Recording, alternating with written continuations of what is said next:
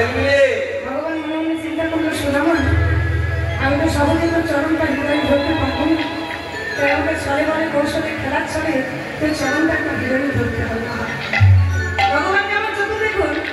শোনো না, চল একটা নতুন খেলা দিই। কি খেলা জানিস? ও মা, আপনারা খেলবেন? কারা কারা খেলবেন একটু হাত তুলে করে দিন। যা, ভোটের আগে তো হাত তুলে দিলেন, ভোটের সময় ভোটটা বেরিয়ে যাবে। দেখছি কারা কারা খেলবেন। তাহলে আজকে খেলাটা জানিস কি?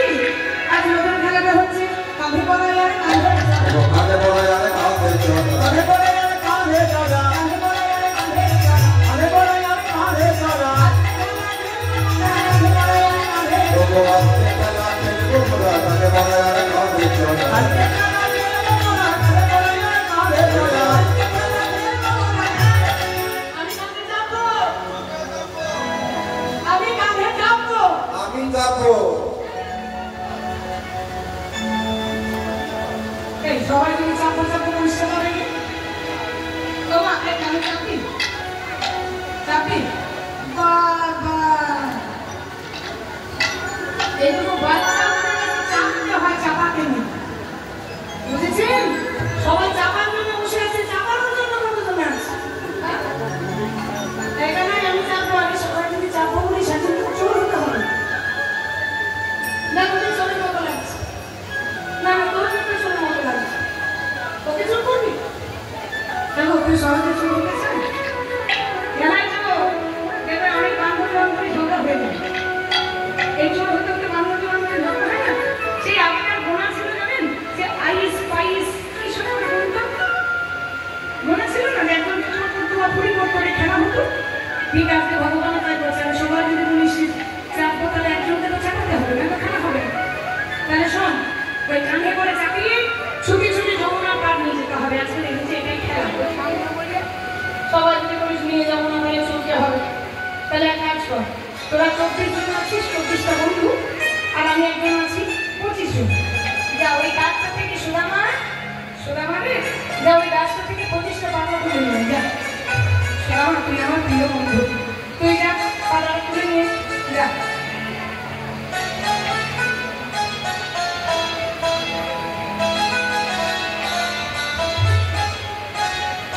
এসেছিস বাবা সুদামা, কি সুন্দর পাতা নিয়ে এসেছিস।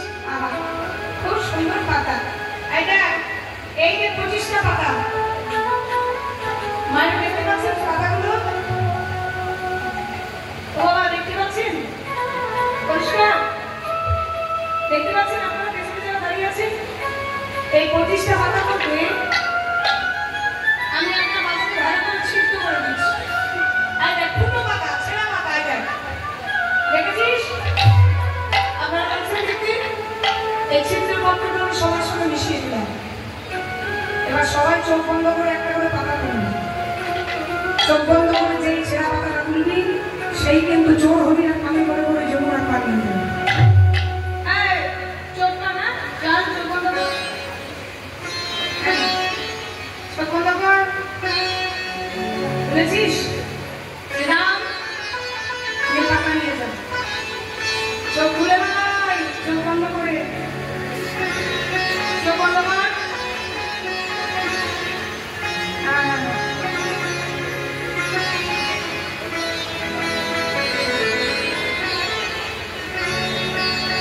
পেয়েছিস?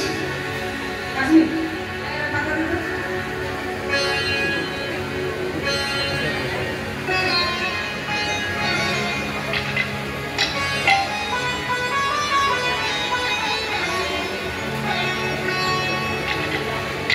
পাতা, এটা কিন্তু চকলেট নয়, এত খুশি হওয়ার কিছু না।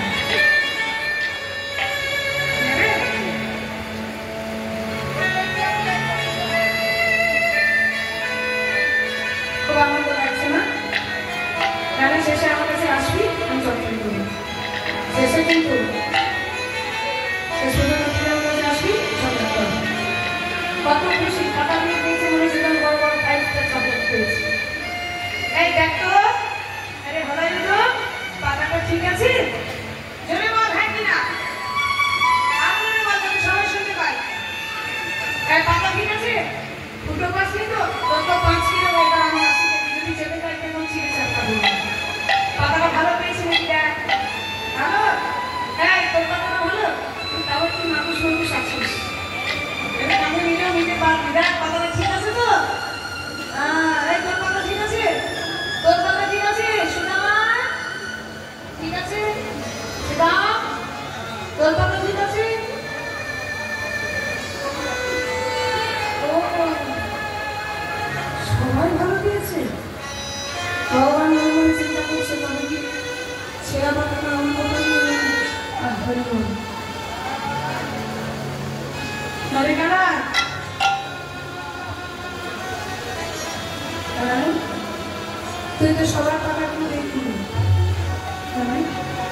এবার তো নিজের পাতাটা সবাইকে তুলে দিতে হবে।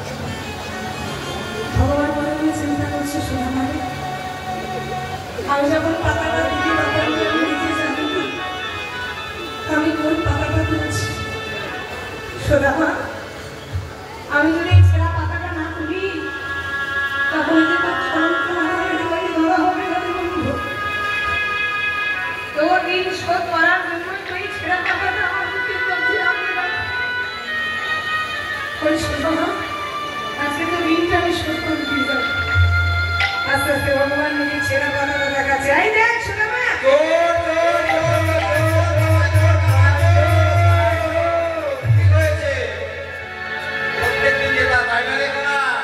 আমাকে চোর বলছিস? আমার বড় কষ্ট হচ্ছে। সোনামা বলছে, বলবো তোমায় চোর বললে তোমার যদি কষ্ট হয়, তুমি বিনা চোরে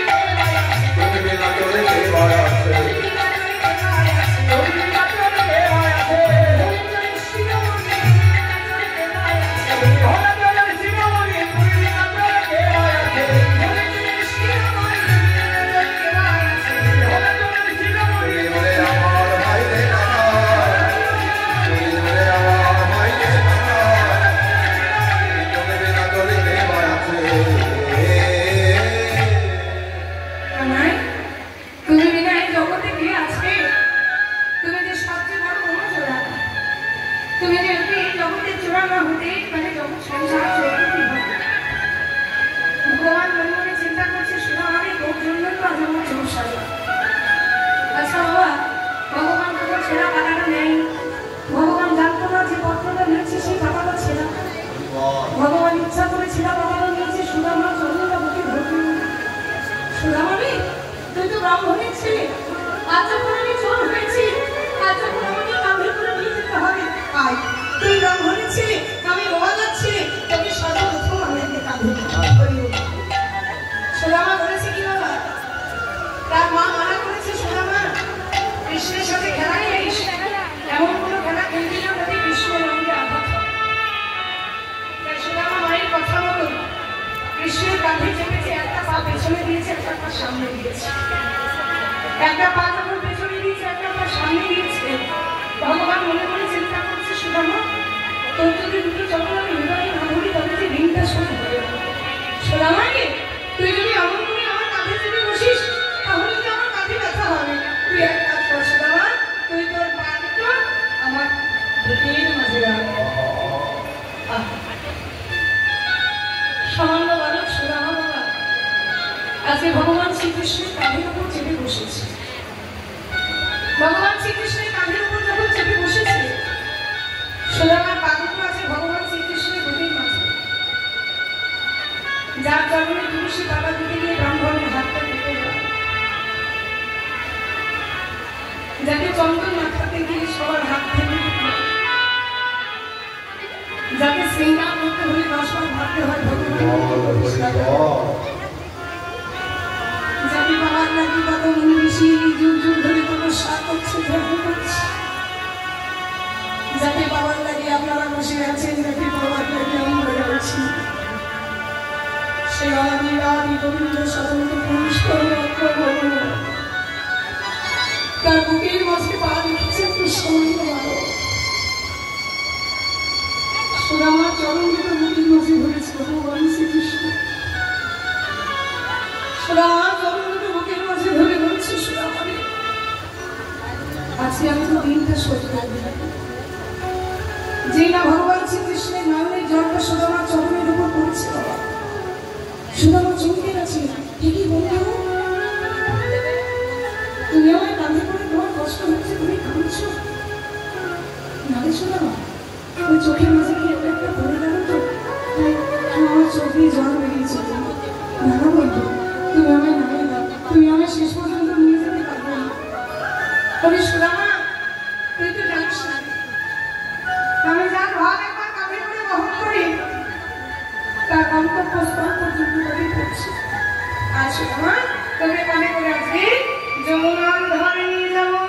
আরে সুদামাকে লইয়া নানা সতীতে লাগিল,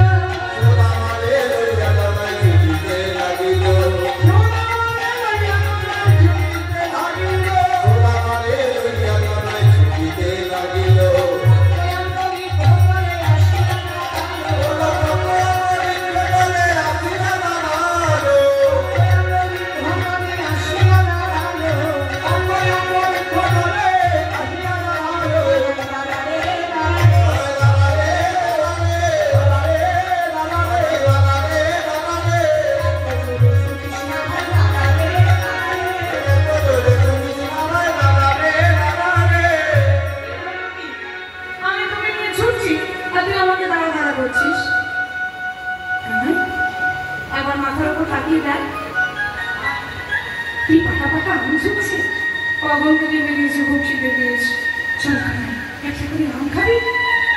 সুদামা করেছে কি, গাছ থেকে আমটা পেরে মা আগে আমার খোসাটা ছাড়িয়েছে, ছাড়িয়ে মনে মনে ভাবছে আগে কামাইকে দেবো, কিন্তু কামাই আমি দেখি আমটাতে কোনো বিষ নেই।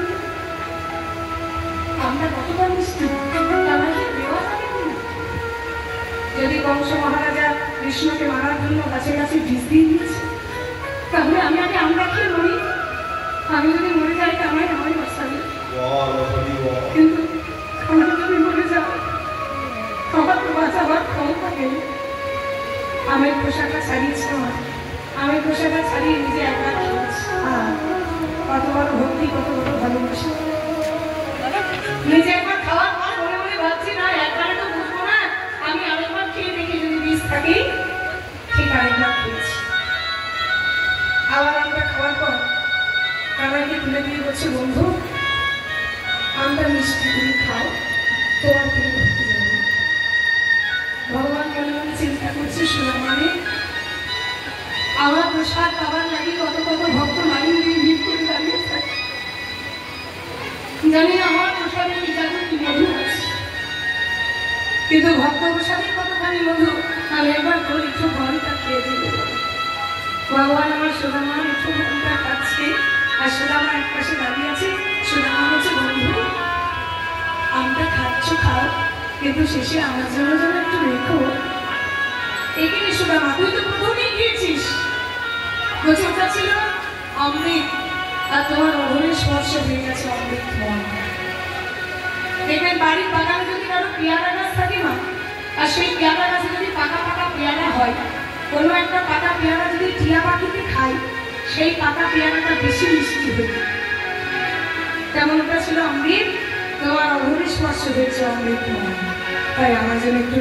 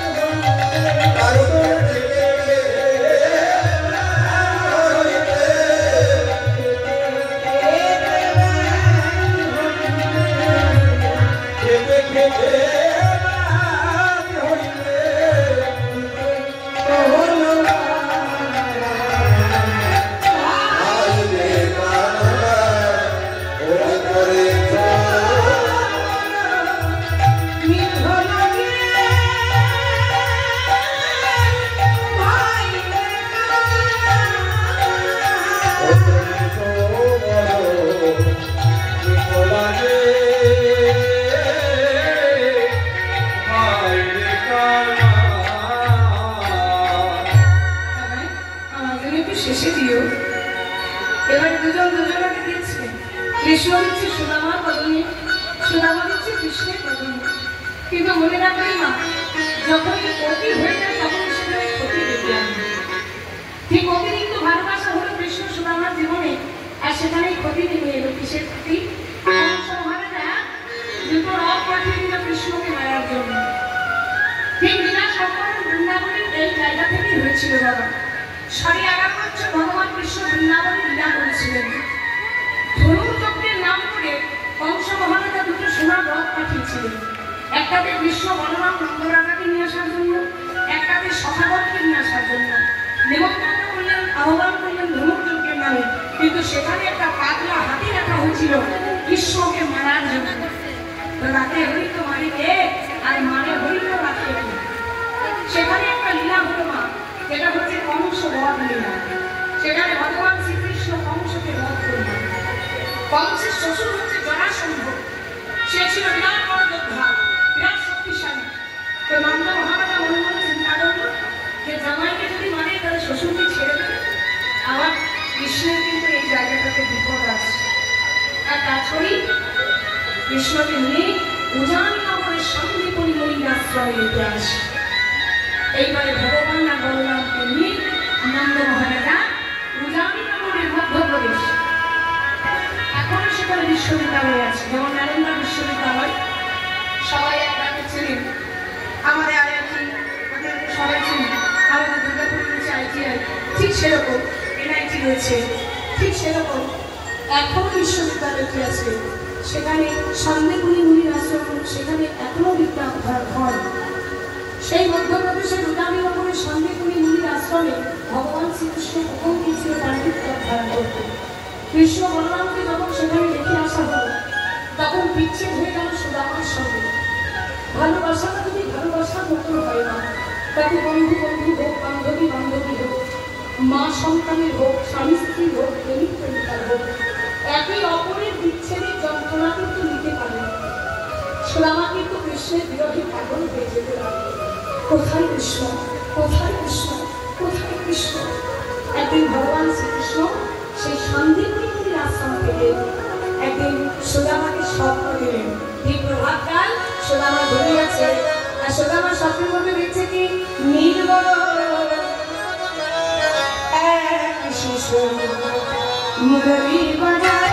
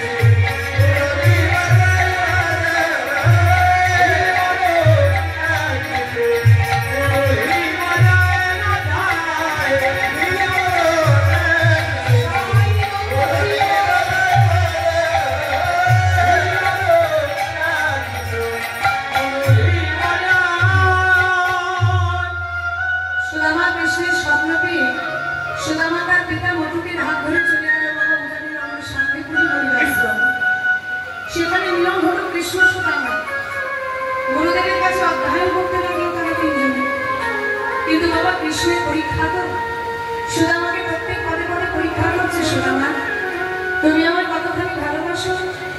সুদামা বলছে, বন্ধু, ভালোবাসা তো আর পরিমাপ হয় না, এত কেজি এত লিটার। তবে তোমার জন্য যদি আমার জীবনটা বাজি রাখতে হয়, তোমার জন্য আমি জীবনটাও দিতে রাজি আছি। ভগবান বলছে, দেখো সুদামা, ওই জীবনটা মন দিতে হবে না। তুমি একটা কাজ করো, ওই গুরুমায়ের রন্ধনশালায় ওই ঈশান করে শীতে তোমার আছে ভগবানের সেবার জন্য চিড়ের নাড়ু।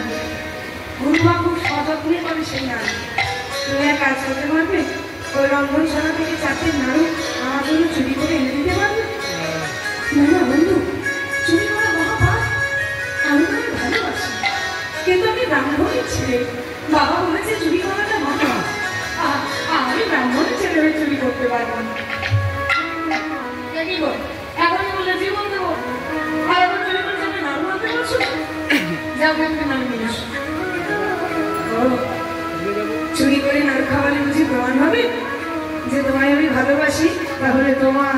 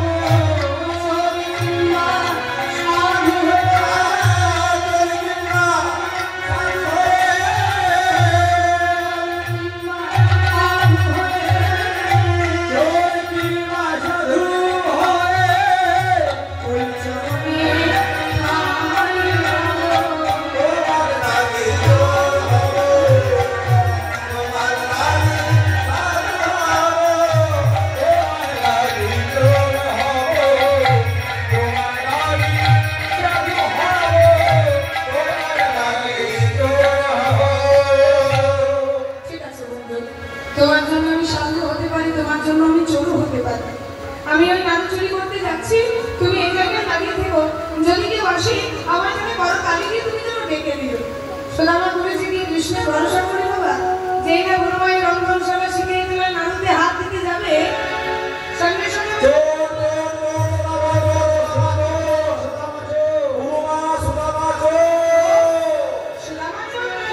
কি চুরি করেছে কৃষ্ণ?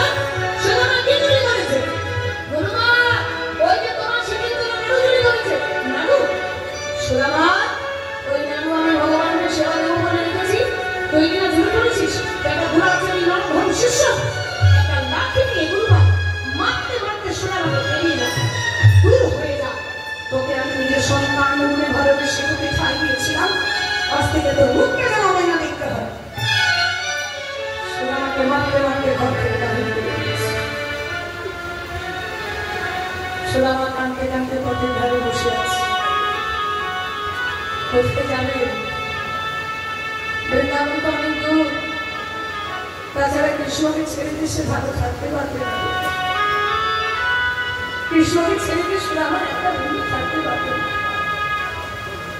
যে নামগুলো কৃষ্ণের জন্য চুরি করেছিল না, সেই নামগুলো পথে ঘরে খুলে আর নামগুলো থেকে দেখে দেখে বলছিলেন, গুরু মামায় মেরেছে এর জন্য আমার কোনো কষ্ট হয়, গুরু মামাকে চুল সাজিয়েছে এর জন্য আমার কোনো কষ্ট হয়, কিন্তু আমি যার জন্য নামগুলো চুরি করলাম,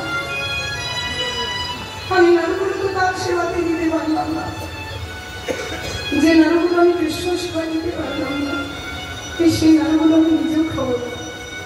এই বলে নামগুলো যেই না দূরে ছেড়ে ফেলতে গেছে, সঙ্গে সঙ্গে ভগবান শ্রীকৃষ্ণ মনে কথা বুঝে আপনার ধরে বলছে, সুদামা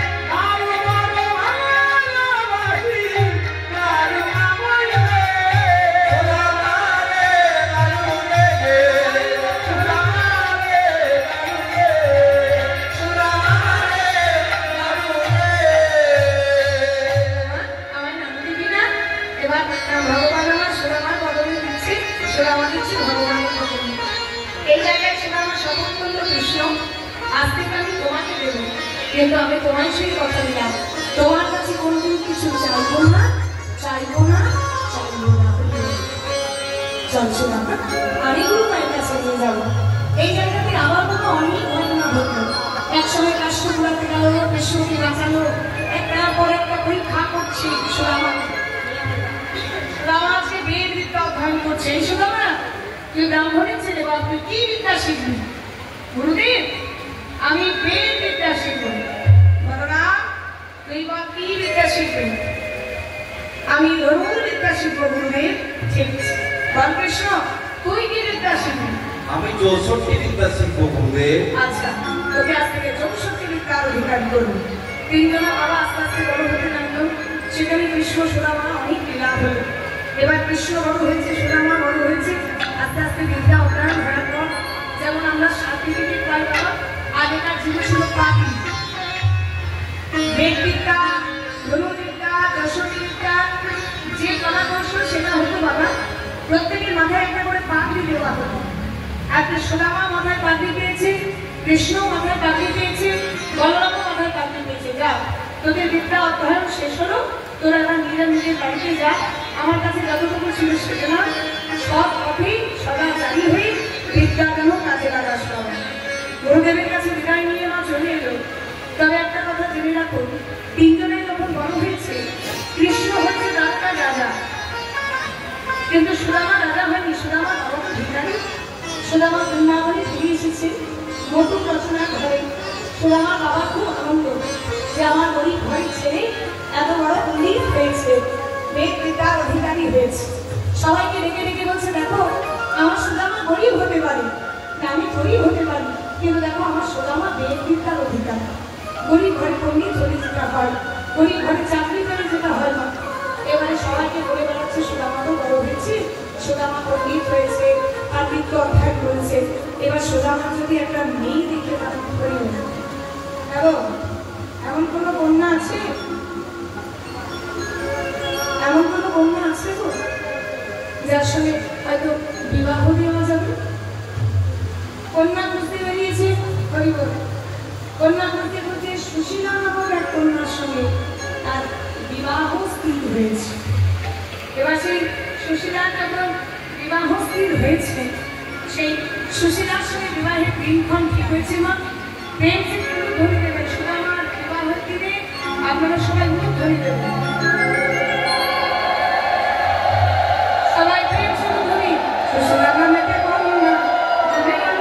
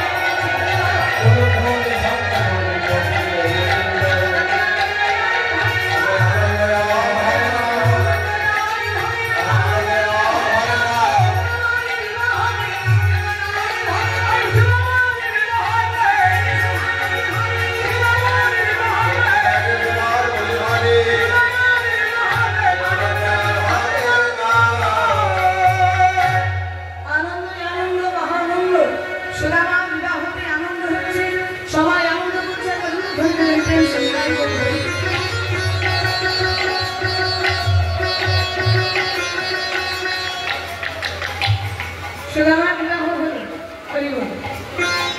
বিবাহ তো হলো মা। বিবাহের জীবন হচ্ছে দিল্লিটা না, তাই না? খেলেও বাঁচতে না খেলেও বাঁচতে হবে। বিবাহ যদি নাও হয় তারা বিয়ের চিন্তা ভাবনা, আর যারা বিয়ে হয়েছে তারা আবার ডিভোর্সের চিন্তা ভাবনা। এই হচ্ছে সারা জীবন চক্রা করে ঘটছে, তাই না? এবার হয়েছে কি, বিবাহ তো হলো মা সুশীলার সঙ্গে।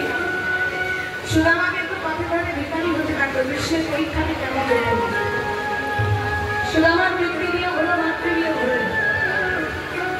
মাথার মধ্যে সাতটা ছিল ভেলা দাঁড়িয়ে, সেই বাস্তু ভূমিকা পর্যন্ত সুদামা বিক্রি করে বসে। কেন বিক্রি করে দিল? কারণ ভগবানের গ্রীষ্মের পরীক্ষা। যেভাবে আমার আশ, আমি বলি তার সর্বনাশ। তবু যদি ছাড়ে না আমার পাশ, আমি হই তার সঙ্গে দাস। সুদামা পথের ধারে বিমানী হয়ে গেল বাবা, গ্রামের শেষে একটা কুটির করে থাকতে। কিন্তু সেই কুটিরের এক ধারে কৃষ্ণের বিগ্রহ রেখে প্রত্যেকদিন কৃষ্ণ ভজনা করছে। স্বামী যদি কৃষ্ণ ভক্ত হয়, তার স্ত্রী কৃষ্ণ ভক্ত হতে কখনই সহজ। স্বামী দেখতে দেখতে দেখতে দেখতে একদিন সুশীলা নিজের অজান্তে কৃষ্ণকে ভালোবেসে কৃষ্ণকে প্রত্যেকদিন যাতে আর তুমি প্রভু, তুমি তো জানো না রাজা, আমি হলাম শুনেছি আমার স্বামীর নাকি তুমি পরম বন্ধু। আমার স্বামীর যদি তুমি পরম বন্ধু হও, তবে তুমি জানো না রাজা, আমরা কেন পথের পথে ভিড়। আমার ছেলেগুলোকে আমি ভালো করে দুপুরে খেতে দিতে পারি, ছেলেগুলোকে একটা জামা পর্যন্ত পড়াতে পারি। তুমি যদি আমার স্বামী প্রকৃত বন্ধু হও, তুমি আমাদের রেখে বসে একবারকে তুমি এই গরিবদের দিকে তাকাতে পারো না। একদিন সুশীলা মনের যন্ত্রণা নিয়ে কৃষ্ণের কাছে বসে বসে কাঁদছে। এই ভাব সিন্ধু কৃষ্ণ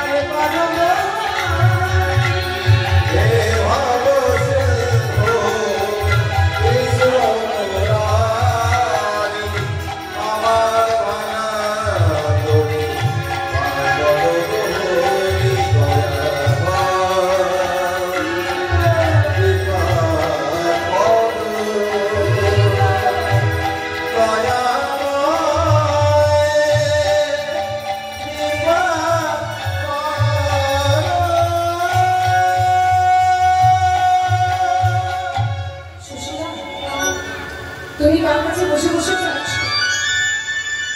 তুমি তার কাছে বসে বসে চেও না।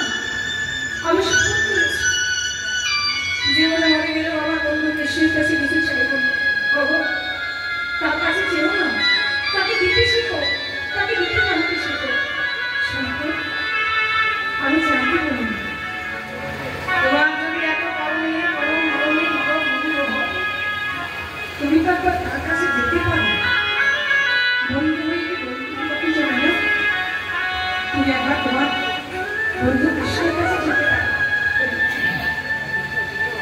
আমি যে বন্ধুর কাছে যাবো সুশীলা, বন্ধু হয়ে বন্ধুর বাড়িতে গেলে খালি হাতে যেতে হয়। যেমন কীর্তনাসন বা ভাগবতাসন কিছু দান করে যেতে হয়, খালি হাতে যেতে হয়। বন্ধু হয়ে বন্ধুর বাড়ি খালি হাতে যেতে হয়, শিষ্য হয়ে গুরু বাড়ি খালি হাতে যেতে হয়। আমি কি করে খালি হাতে যাবো? তোমার বন্ধুর জন্য কি নিয়ে যাবে সুশীলা? ভালো, আমার বন্ধু বড় চিনের নাম খেতে ভালোবাসে। আমার বন্ধুর জন্য কয়েকটা চিনের নাম করে দিতে পারো? ঠিক আছে, আমার ঘরে চিড়েও নেই, আমার ঘরে গুঁড়ো নেই। আমি নগরে নগরে ভিক্ষা করি, তোমার বন্ধুর জন্য আমি চিড়ের নাম করতে পারি।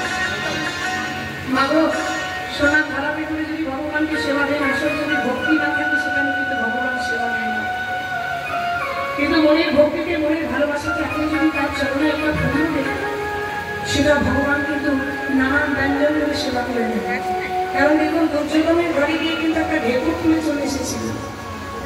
সেখানে কিন্তু বিদুরের স্ত্রীর কাছে কলার খোসাগুলো খেয়েছিল। ভগবান কাছে ভালোবাসার ভগবান হচ্ছে প্রেমের পাত্র।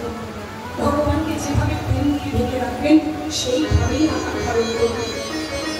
ভগবানকে ভালোবেসে যা দেবেন তাই দেবেন। আজকে সুশীলা বলল কি আচলে পেতে পেতে নগরে নগরে ভিক্ষা করছে। নগরবাসী, তোমরা কি আসো আমার একটু ভিক্ষা বানাবো? কারণ রবীন্দ্র সেবার জন্য আমার আসলে ভিক্ষা দাও। আজকে সবার ডাক্তারি যাচ্ছে, বলছে কি আমায় ভিক্ষা দাও নগরবাসী, ভিক্ষা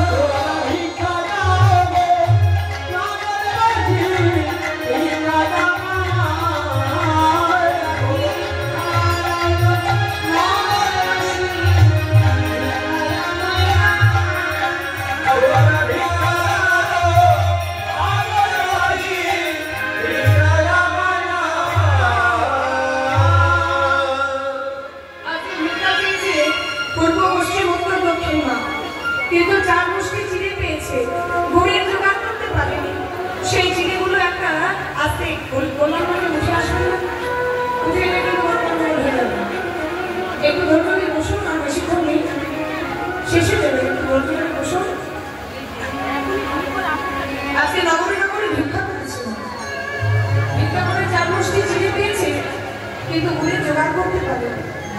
এবার হলো কি, সেই চার মুষ্টি চিড়ে আজকে ভগবান শ্রীকৃষ্ণের সেবার জন্য সুশীলা একটা সুদামার ভূমির বোন ছিল, তার মধ্যে কোটলা বেঁধে সুদামার হাতে তুলে দিয়েছিল ওর স্বামী।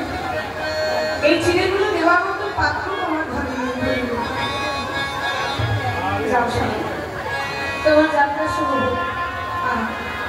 আজকে স্ত্রীর কাছে সেই শুকনো চিড়ে নিয়ে সেই চিড়ে বড় বাবা করে আজকে হাতে একটা লাঠি নিয়েছিল। আজকে উঠে আসবে না, আমার কথাটা একটু শুনুন।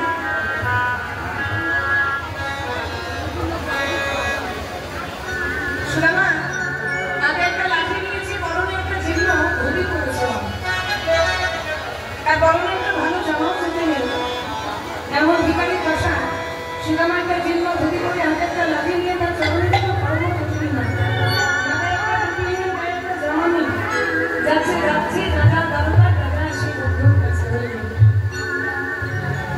মুখে গাইছে কি? মুখে গাইছে কৃষ্ণ নাম, কৃষ্ণ কৃষ্ণ কৃষ্ণ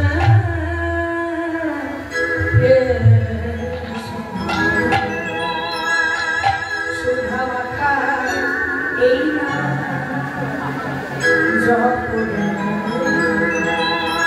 মধু মাখা এই নাম।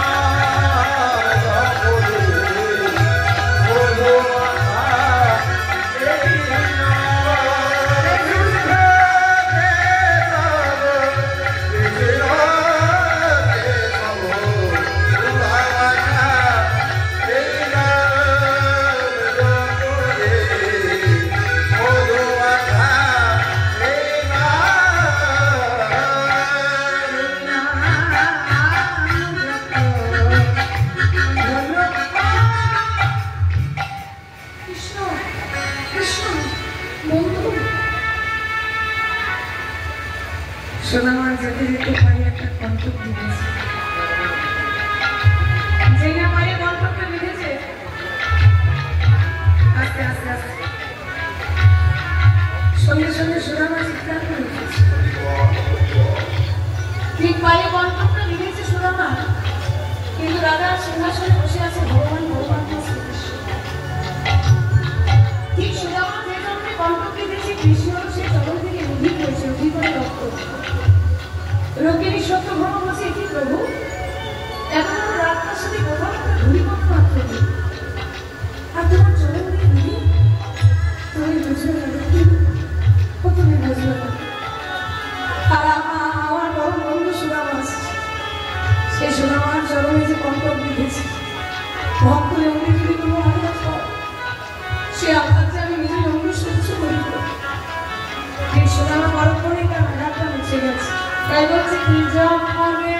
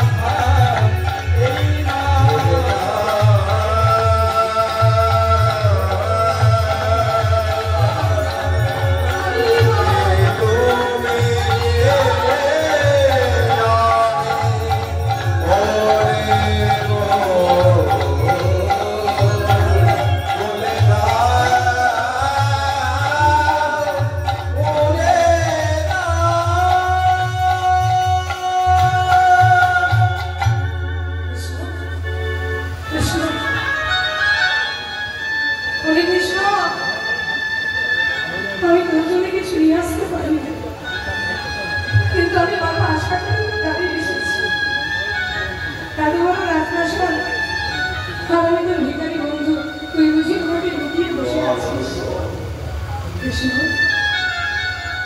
এত সহজে তুই আমার ধরা দিবি না আমি জানি তুই নিশ্চয় কোথায় লুকিয়ে বসে আছিস হরে কৃষ্ণ একবার দেখবি সোনামা দারুটা গাড়ি দাঁড়িয়ে দাঁড়িয়ে কাঁদছে হরি মন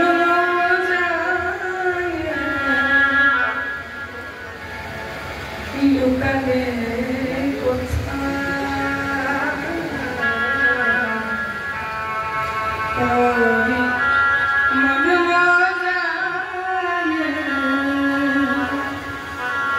লুকালে